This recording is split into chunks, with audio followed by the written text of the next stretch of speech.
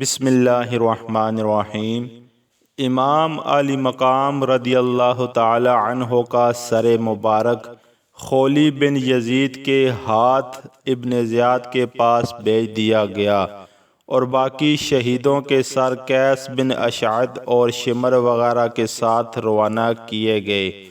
خود ابن سعد ایک روز کے لیے کربلا میں ٹھہر گیا اور 11 محرم کی صبح کو اپنی فوج کے مقتولین کو جمع کیا، ان پر نماز جنازہ پڑھی اور دفن کر دیا، مگر شہدائے رائے حق کو ایسے ہی بے گور و کفن پڑے رہنے دیا۔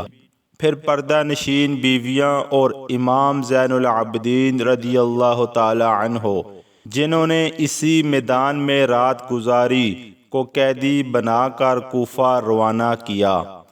یزیدی فوج کے ایک سپاہی کا بیان ہے کہ حضرت زینب رضی اللہ تعالی عنہما اپنے بھائی کی لاش کے پاس سے گزری تو انتہائی درد کے ساتھ روتے ہوئے اپنے نانا جان صلی اللہ علیہ وآلہ وسلم کو پکارا کہ آپ پر اللہ اور ملائکہ مقربین کا درود و سلام ہو۔ حسین رضی اللہ تعالی عنہ میدان میں پڑے ہوئے ہیں، خون میں ڈوبے ہوئے اور تمام اعضاء ٹکڑے ٹکڑے۔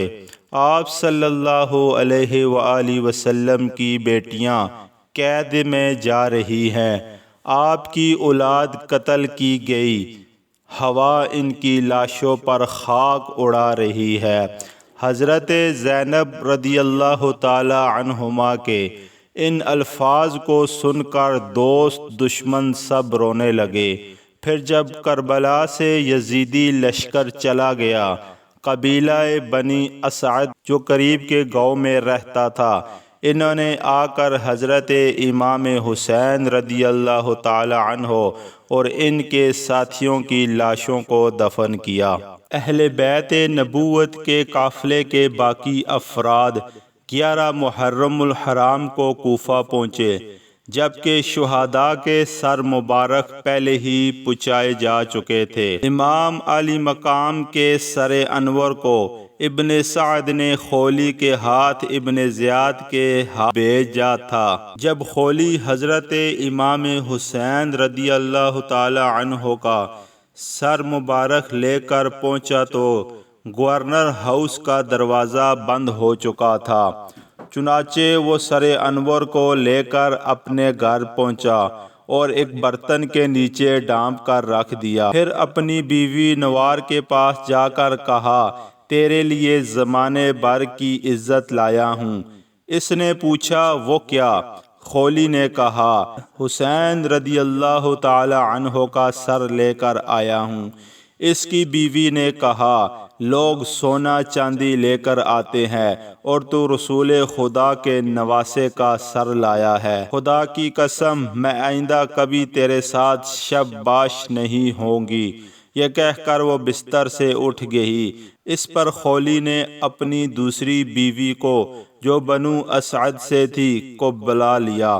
نوار جب خولی کے پاس سے اٹھ گئی تو وہاں آ بیٹھی جہاں حضرت امام حسین رضی اللہ تعالی عنہ کا سر انور رکھا تھا۔